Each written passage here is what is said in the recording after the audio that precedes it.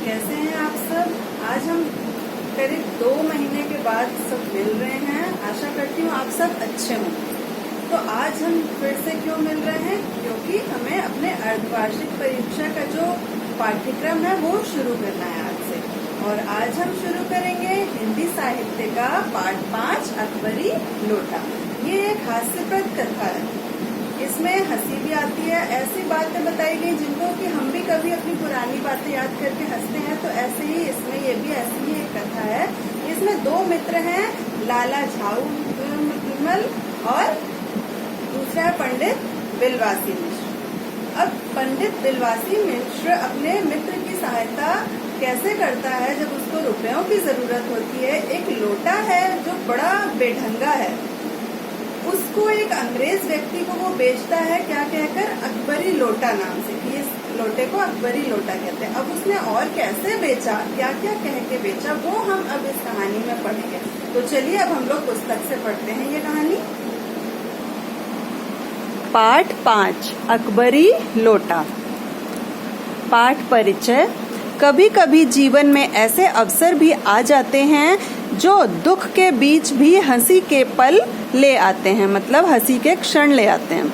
ये पल हमारे लिए अनमोल होते हैं, जिनका कि कोई मोल ना हो, जिसका मूल्य नहीं बताया जा सकता, वो अनमोल चीज कहलाती है।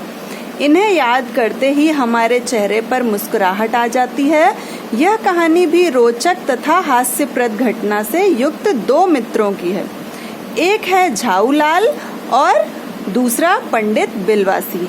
पंडित बिलवासी मुसीबत में फंसे अपने मित्र की सहायता उसके बेढंग लोटे को बेचकर करता है। वह इस लोटे को एक अंग्रेज व्यक्ति को अकबरी लोटा कहकर बेच देता है। लाला झाऊलाल, देखिए इसमें लाल लिखा है पुस्तक में, उसको आप लाला कर लीजिएगा। लाला झाऊलाल को खाने पीने की कमी नहीं थी, मतलब उसके पास इतना पैसा था कि वो आराम से खा पी सकता था। काशी के ठठेरी बाजार में मकान था। नीचे की दुकान से 100 रुपए मासिक के करीब किराया उतर आता था। मतलब उनके मकान के नीचे जो एक दुकान थी, उससे मासिक मतलब हर महीने कितना किराया मिल जाता था उन्हें, 100 रुपए। अच्छा खाते थे, अच्छा पहनते थे, पर 250 रुपए तो एक साथ आंख सेकने के लिए भी ना मिलते थे। मतलब उनके पास इतना पैसा था कि वो अच्छा खा पी सकते थे, लेकिन ऐसा भी स्थिति नहीं थी कि उनके पास एक साथ 250 रुपए आ जाए, ऐसी स्थिति भी नहीं थी। इसलिए जब उनकी पत्नी ने एक दिन एकाएक 250 रुपए की मांग पेश की, मतलब उनसे 250 रुपए मांगे, तब उनका जी एक बार जोर से सनसनाया। मतलब उनका मन एकदम से जैसे हकबका जाते हैं ना, वैसा हो गया और फिर बैठ गया। उनकी यह दशा देखकर पत्नी ने कहा, मतलब उनको ऐसा देखकर कि परेशान एकदम से और वो बैठ गए परेशानी में, तो उनको उनकी ऐसी हालत देखकर, दशा मतलब हालत देखकर पत्नी ने कहा, डरिए मत, आप देने में असमर्थ हों तो मैं अपने भाई से मांग लूं। मतलब अगर आप नहीं दे सकते तो मैं अपने भाई से मांग लूंगी। लाला झाऊलाल तिलमिला उठे मतलब गुस्सा आ गया उनको बहुत तेज। उन्होंने रोब के साथ कहा, अजी हटो, 250 रुपए के लिए भाई से भीख मांगोगी?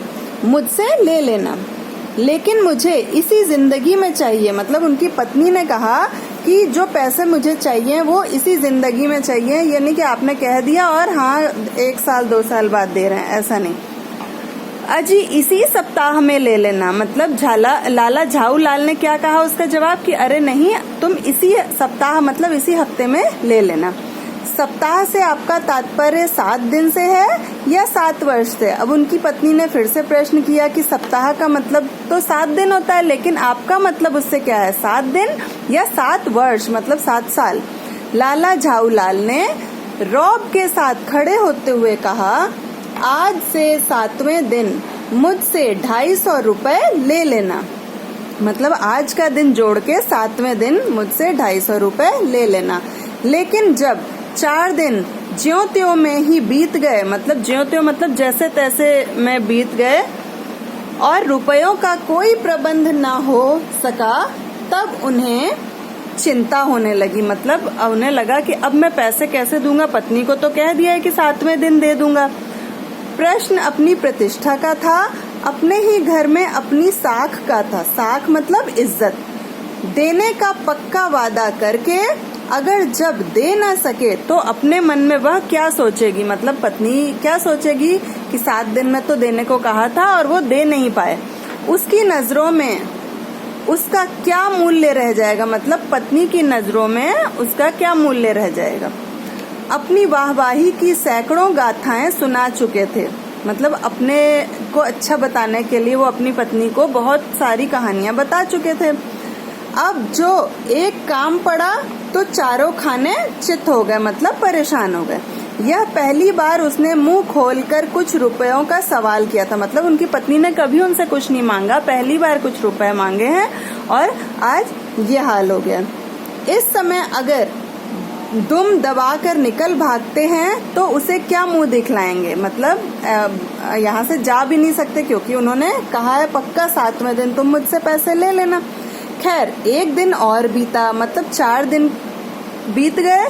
5वें दिन घबरा कर उन्होंने पंडित बिलवासी मिश्र को अपनी विपदा सुनाई। विपदा मतलब मुसीबत सुनाई, मतलब अपनी सारी जो मुसीबत थी वो बताई।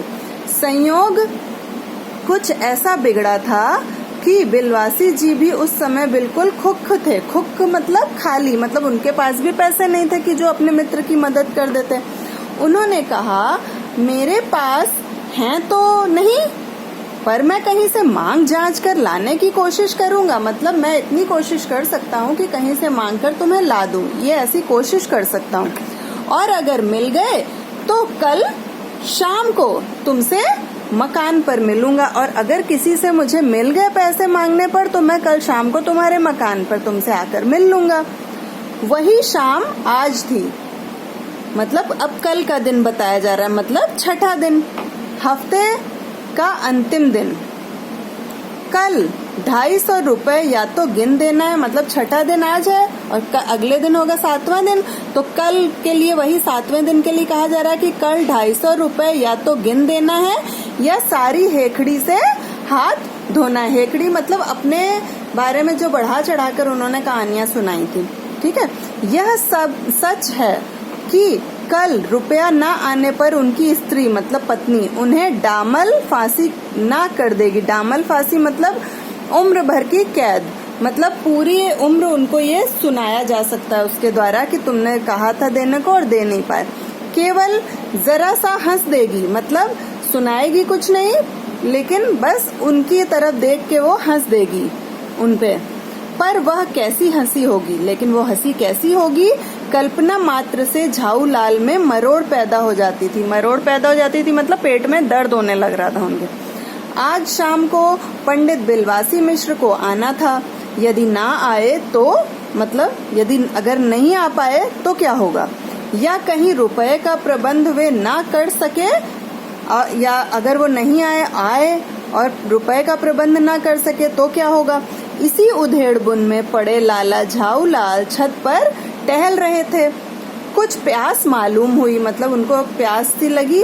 उन्होंने नौकर को आवाज दी, नौकर नहीं था, खुद उनकी पत्नी लेकर आई। मतलब नौकर को आवाज लगाकर कहा कि पानी लाओ, तो नौकर तो था नहीं तो उनकी पत्नी पानी लेकर आ गई। वह पानी तो जरूर लाई पर गिलास लाना भूल गई थी।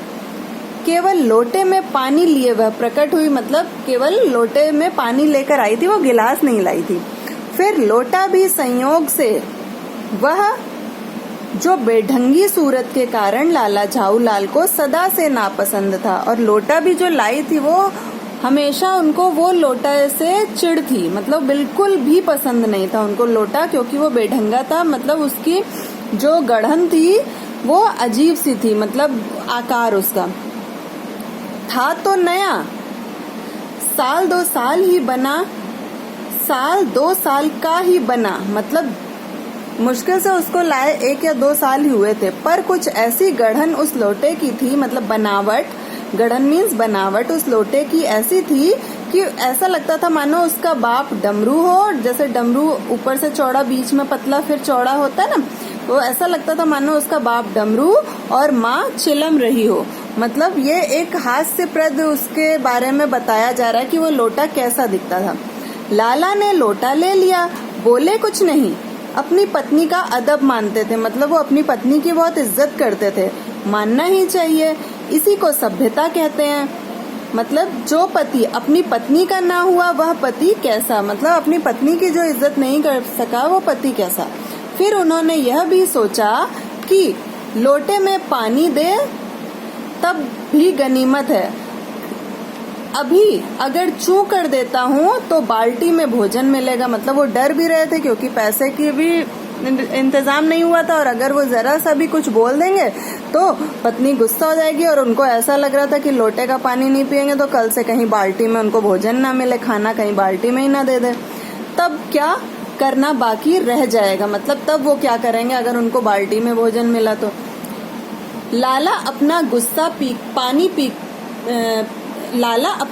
पीकर पानी पीने लगे, मतलब अपना गुस्सा शांत किया उन्होंने और वो पानी पीने लगे उस लोटे से।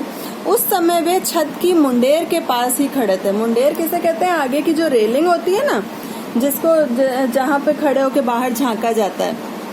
जिन बुजुर्गों ने पानी पीने के संबंध में यह नियम बनाए थे कि, अब क्या क्या नियम बनाए थे हमारे बुजुर्गों ने, जो हमारे बड़े पूर्वज वगैरह निकल के मतलब उन्होंने जो नियम निकाले कि खड़े खड़े पानी ना पियो, सोते समय पानी ना पियो, मतलब हमें खड़े खड़े होकर पानी नहीं पीना चाहिए, सोते समय पानी नहीं पीना चाहिए, दौड़ने के बाद पानी ना पियो, मतलब दौड़ के आए हो उसके बाद तुरंत पानी नहीं पीना चाहिए हमें। ये सब नियम किसने बनाए? हमारे बुजुर्गों ने। उन्होंने पता नहीं कभी यह भी नियम बनाया या नहीं कि छत की मुंडेर के पास खड़े होकर पानी ना पियो। शुक्र है, मतलब उन्होंने ऐसा नियम नहीं बनाया कि छत के मुंडेर के पास खड़े होकर पानी नहीं पीना है। जान पड़ता है कि इस महत्वपूर्ण विषय पर उन लोगों ने कुछ नहीं कहा है। मतलब उन्होंने ऐसे मन ही मन सोचा कि लगता है इस बारे में उन्होंने कोई नियम नहीं बनाया है। हमने यहाँ तक भी ये पाठ पढ़ा। अब इससे कुछ प्रश्न मैं पूछती हूँ, उसके आप आंसर बताइएगा कि जो लाला झाऊलाल थे उनका मकान किस शहर में था? हाँ, काशी शहर में था। ठीक है। अच्छा, उनके घर के नीचे जो दुकान थी उसका किराया लगभग कितना आता था? हाँ, 100 रुपए। ठीक है। अच्छा, लाला झाऊलाल की पत्नी ने उनसे कितने रुपए की मांग की थी? हाँ, 250 रुपए की। अच्छा, अगला प्रश्न ये बताइएगा कि जब लाला झाऊलाल चिंतित हो गए कि वो रुपए का बंदोबस्त नहीं कर पाएंगे तो वो सहायता के लिए किसके पास गए? हाँ, पंडित बिलवासी मिश्र के पास। ठीक है। और जो पत्नी उनकी लोटे में पानी लाई थी, जब वो पत्नी पानी लाई उससे पहले उनके पति ने, मतलब लाला झाऊलाल ने किससे पानी मंगाया था? हाँ, नौकर से। बिल्कुल ठीक है। तो आज के लिए हम इतना ही करेंगे। इसके बाद हम कल के ट्यूटोरियल में इसके आगे पाठ समझेंगे।